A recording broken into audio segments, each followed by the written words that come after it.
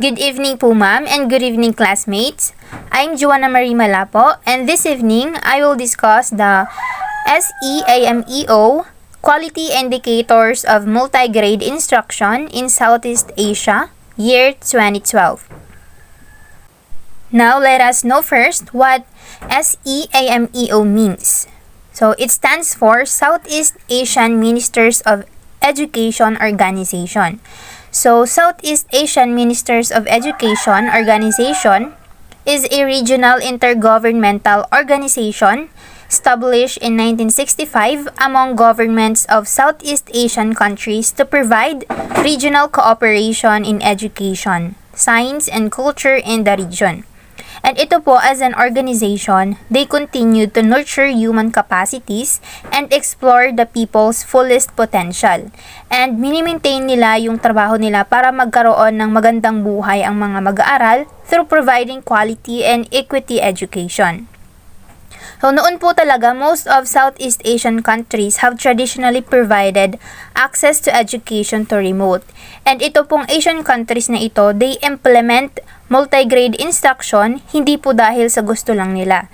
They implement multigrade instruction because it is a necessity for them. And it is to bring education closer to school-age children located in isolated or hard-to-reach communities. Kasi syempre po, hindi naman po pare-pareho ang location na tinitirahan. For example, dito sa country natin which is Philippines, we have different location. Some children live or residing near from city. And sumakay lang sila, nakakapunta na agad sila sa school. And dahil malapit sila sa city, maraming schools na pwedeng pasukan wherein may mga enough or adequate classrooms and resources. While yung ibang mga bata naman is malayo sa city, yung tirahan nila malapit na sa bundok. Yung iba nga po sa bundok na talaga.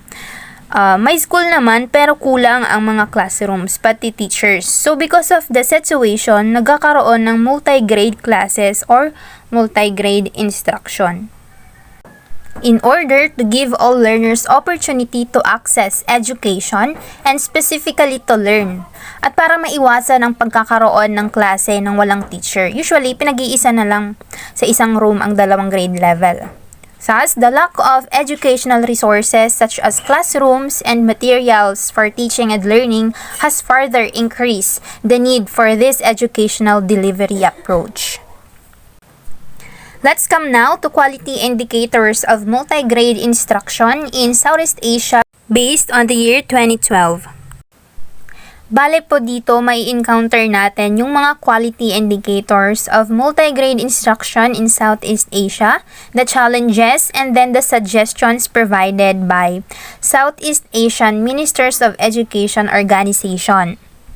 So, number 1, changing perceptions among stakeholders. So the challenge here is there is lack of recognition, interest in, and intervention in multigrade instruction by government, community members, and other stakeholders. Ayan, changing perceptions among stakeholders. It's a very good idea. I mean, it is a nice indicator of effective multigrade instruction. But the problem here is the government and other stakeholders didn't yet recognize what multigrade instruction really is and what multigrade teaching has to offer to children in remote areas. Kaya wala pa silang gaanong interest to support multigrade instruction. So what can be done in order to overcome this challenge? So letter A, campaign to raise awareness and support among stakeholders. And yes, campaign to raise awareness is a very good idea. It's a good way in order for stakeholders acquire information about what multigrade instruction may bring to children. It is also a great way to encourage stakeholders para magbigay ng support or do some efforts to make the implementation of multigrade instruction in a particular place successful. Kasi napakahalaga ng support coming from stakeholders like government and community members. Stakeholders' involvement in education plays an important part. It is to reach a common educational goal through team effort. Example ko na lang po dito, noong elementary ako. Sa Niño Jesus Elementary School, dyan po ako nag-aral from grade 1 to 6. Sa Bato Camarines Sur po yan, hindi sa Iriga. Ayan, dyan po ako nag-aral kasi malapit po dyan ang bahay namin. Maliit na school lang po ang Niño Jesus. May 5 classrooms and yung isa, principal's office, kaya bali 4 classrooms na lang.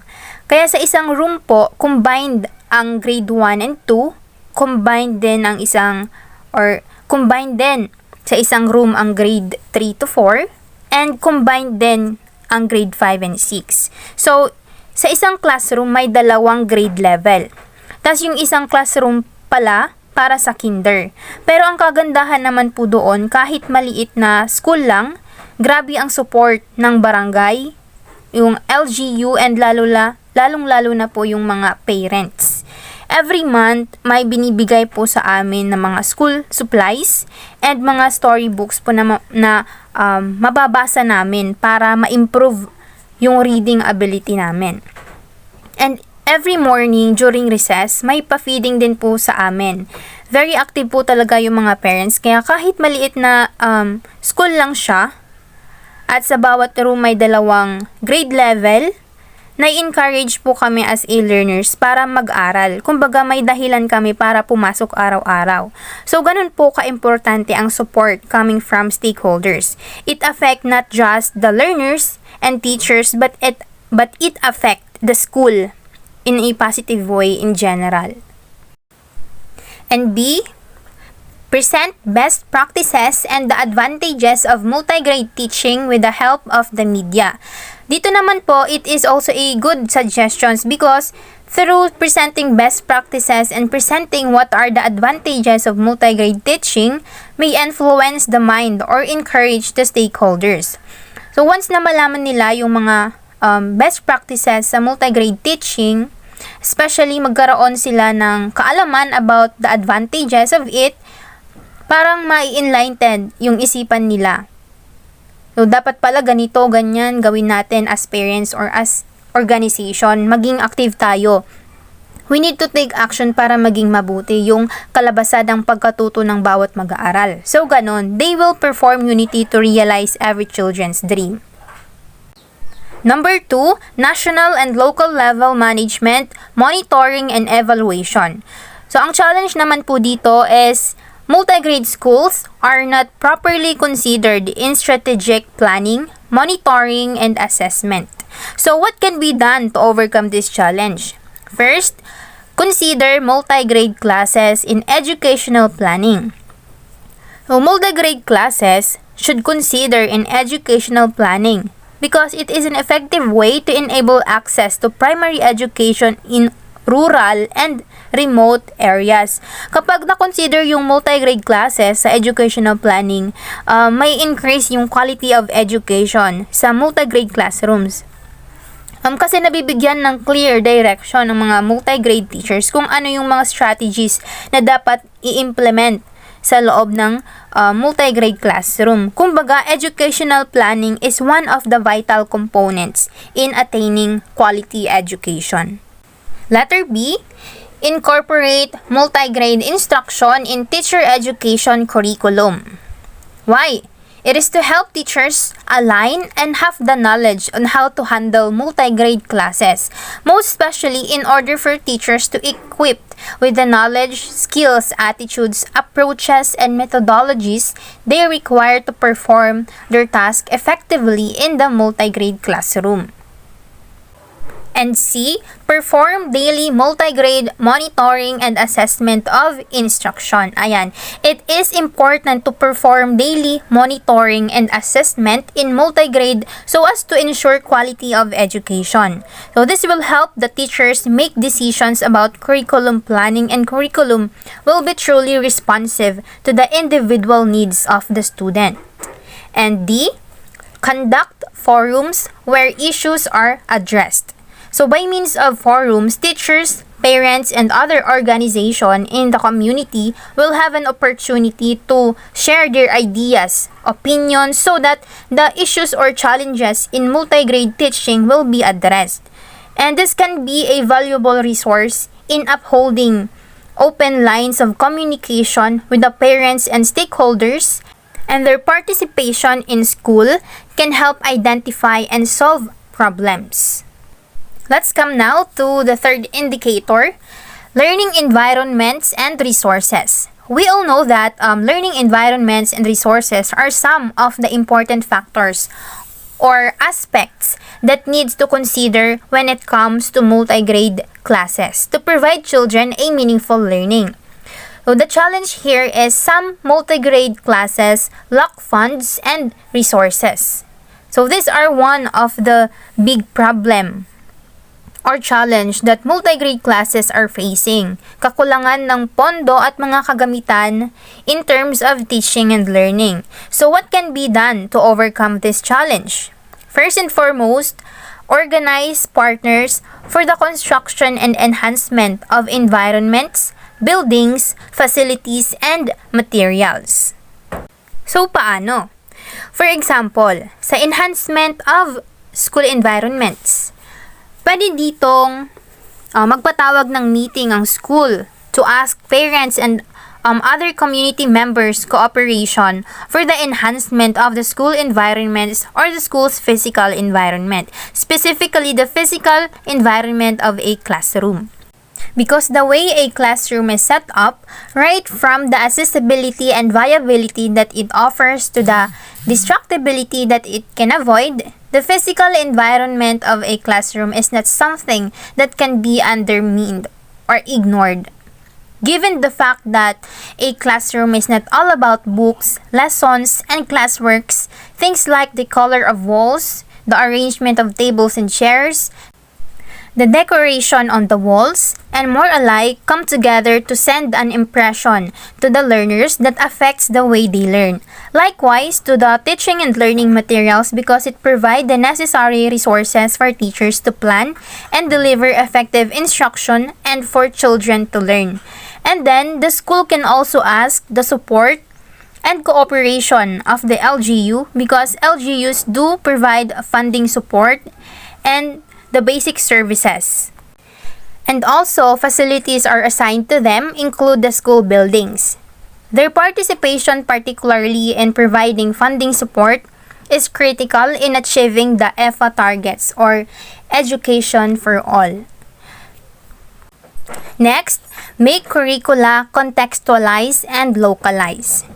We all know naman po that contextualization is the process of relating the curriculum to a particular setting, situation, or area of application to make the competencies relevant, meaningful, and useful to the learners, while localization is the process of relating content specified in the curriculum to local information and materials from the learner's community. So, sa ganitong paraan, mape-present ng teacher ang kanyang lesson in a more meaningful and relevant context based on the learner's previous experiences and real-life situations, both of which adhere in the making the lesson flexible, fit, creative, relevant, meaningful, and adaptive to students' level of understanding and instructional needs. So with contextualization, learners are put in a natural and actual environment, letting them to manipulate, relate, and adapt to various learning opportunities and resources available with the locality or community. Profound learning will be assured and realized. Kaya kumbaga, it helps teachers and children comprehend concepts by relating and presenting lesson on the context of prevailing local environment, culture, and resources. Hence, lessons are becoming more real-life, customized, and appropriate. O, for example po, sa pagtuturo po ng math subject, yan, division ng topic. So, gamitin na nating example sa mga bata is bibingka. Hindi na yung cake kasi ba't pa tayo lalayo? Marami naman pwedeng i-example na matatagpuan dito sa atin. And yung cake is very common na. Alam na yun ng mga bata. At least, sa pagbibigay natin ng example, na makikita, which is makikita sa own locality, magkakaroon ng mga bata ng mga ideya kung ano-ano mga kakanin or mga pagkain na mayroon sa lugar nila. Next, create a system for teachers and schools to exchange locally produced multigrade materials for the purpose of meeting actual and concrete needs of multigrade teaching within the local context.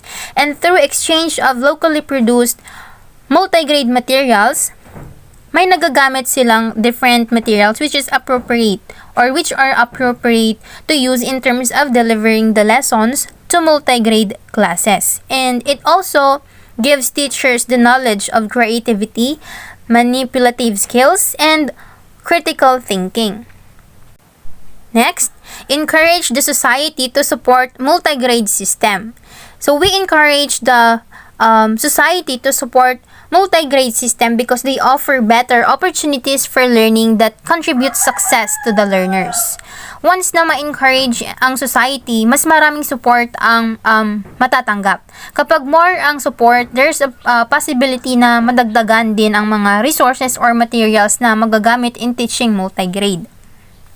Number 4, instructional techniques and teacher support. So, ano ba itong instructional techniques na ito? So, these are techniques that teachers use to help students learn or gain a better understanding of the course material. Examples, group instruction, and cooperative learning. And ano naman itong teacher support? So, ang teacher support, ito naman po yung pagbibigay ng opportunity sa teacher to improve his or her knowledge and skills, if I'm not mistaken po. For example po, programs that offer help for teachers such as mentoring, which would help to prevent and remedy teacher stress and burnout. So the challenge here is multigrade teaching needs to provide quality instruction. So paano kung ang teacher na na-assign po sa multigrade class or classes ay wala pang masyadong experiences? Paano siya makapagbibigay ng quality instruction sa mga bata? Kasi ang multigrade teaching is very challenging. Dapat before makapasok as a multigrade teacher, we already have enough experience, well-trained, well-resourced, and able to meet highly demanding tasks in order for children to learn effectively in multigrade environment. So here are some of the suggestions in order for teachers to provide quality instruction to children. First, give pre- and in-service training and do inter-schools visit. So ito pong pre-service training para ito sa mga pre-service teachers. So through pre-service training, pre-service teachers learned some relevant teaching methods and approaches in order to improve their pedagogical competence and performance. Kumbaga po, pre-service training prepares pre-service teachers to meet the personal standards of a specific discipline. While in-service training naman po, ito naman yung trainings para sa mga teachers na nasa field na ng teaching. Teachers need to attend the in-service training program because it helps teachers to acquire new understanding and instructional skills to develop their effectiveness in the classroom. And sa pamamagitan naman po ng inter-school visits, colleagues who observe one another strengthen relationships and especially nakakakuha po sila ng new teaching strategies which they can apply in their classroom. Kumbaga, kapag nakakakita sila ng mga pupils sa ibang context, nagkakaroon po sila or nagkakaroon ang teachers ng insight about what these children need to thrive. And second, or the B, establish legislation addressing the wages and working conditions of multigrade educators. Incentives for multigrade teachers must be given. Since hindi nga po madali ang trabaho ng multigrade educators, dapat ma-recognize din po yung sakripisyo nila just to do their job. They deserve to have a high wages, and that will happen only if the government establish legislation to address this matter. C. Teacher recruitment based on localization laws and reassignment should be done only after 3 years. So, ito po, based po ito sa Republic Act 8190. And D, conduct capacity building for teachers and administrators. So, ano naman po itong capacity building na ito? Capacity building po, it is the process of developing and strengthening the skills, abilities, and expertise of teachers, even administrators. So, through capacity building po, teachers receive trainings on student-centered teaching, methodology, social and emotional learning, as well as trainings that enable them to make effective use of equipment and teaching aids to ensure that each child gains as much as they can from the learning center. Example po of capacity building activities can consist of training and mentorships. Therefore, teachers' involvement po in capacity building improve their competence. And because of that involvement, multigrade teachers can provide quality instruction for the learners. And talagang kailangan ito kasi teachers po and educational personnel need capacity building to keep up with the ever-evolving digital learning environment. So, number 5 po, assessing student performance. So, we are aware naman po na sa teaching and learning process, hindi pwedeng ma-neglect ang pag-assess sa learning or performance ng mga learners. Dito po malalaman kung naging effective ba ang teaching ng multigrade teacher. Most especially, malalaman po dito kung may natutunan ba ang mga bata, kung paano nila ito natutunan at saan sila nahirapan. Aside from that, by the help of assessment, the effectiveness of the teaching learning process will improve under this indicator of multigrade teaching. And the challenge here is, evaluation does not reflect the performance of the students given the unique circumstances surrounding multigrade teaching. And these are the following steps that can be taken. First, national tests provided to assess student success should understand the learning background. And B, different modalities of evaluation should be used. Of course, to assess different aspects of student learning because in multigrade classroom, different learners demonstrate their learning in different ways. Example here is continuous and comprehensive evaluation. It is more useful po for the learners of different abilities and interests. And that's the end of my report po. Thank you for listening and God bless everyone!